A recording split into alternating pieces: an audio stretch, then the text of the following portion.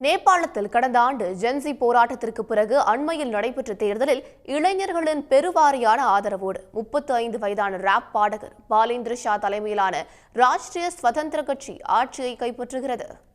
Rap singer 2 நேபாள பிரதமர் என சமூக வலைதளங்களில் பேசுபொருளாகியுள்ளார் ராஷ்டிரிய ஸ்வதந்திர கட்சியின் தலைவர் பாலேந்திர ஷா. நேபாளத்தில் ஆட்சி கவிழ்ப்புக்கு காரணமாக இருந்த ஜென்சி தலைமுறையினரின் போராட்டத்திற்கு பாலேந்திர ஷா பக்கபலமாக இருந்தார்.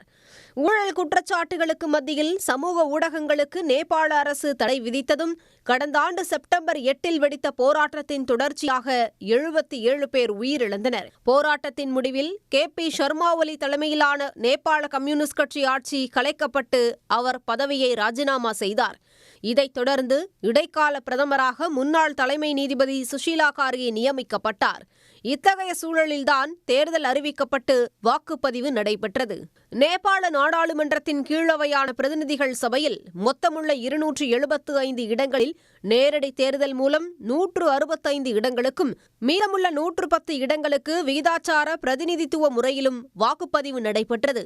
முன்னாள் பிரதமர் KP சர்மா ஒலி, நாட்டின் பழமையான நேபாளி காங்கிரஸ் கட்சி சார்பில் ககன் தாபா, 35 வயதையான காத்மாண்டு முன்னாள் மேயரும் ராப் பாடகருமான பாலேந்திர ஷா பாலென் ஆகியோர் பிரதமர் வேட்பாளர்களாக களம் கண்டனர். 60% வாக்குப்பதிவில் பெரும்பான்மையான இளைஞர்கள் வாக்களித்த தேர்தலில் இளம் தலைவர் பாலேந்திர ஷா தலைமையிலான ராஷ்டிரிய ஸ்வதந்திர கட்சி 103 இடங்களில் முன்னிலை பெற்று ஆட்சியை பிடிக்க தயாராக உள்ளது. தேர்தலில் எந்த கட்சிக்கும் பெரும்பான்மை கிடைக்காமல் வழக்கம் போல கூட்டணி ஆட்சியே மீண்டும் அமைந்துவிட்டால் ஜென்சி போராட்டத்தின் நோக்கமே வீணாகி போகுமோ என்று பலரும் அச்சப்பட்டனர். ஆனால் அனைத்து ஊகங்களையும் தவிடுபொடியாக்கியுள்ளது பாலேந்திர ஷாவின் ராஷ்டிரிய ஸ்வதந்திர கட்சி.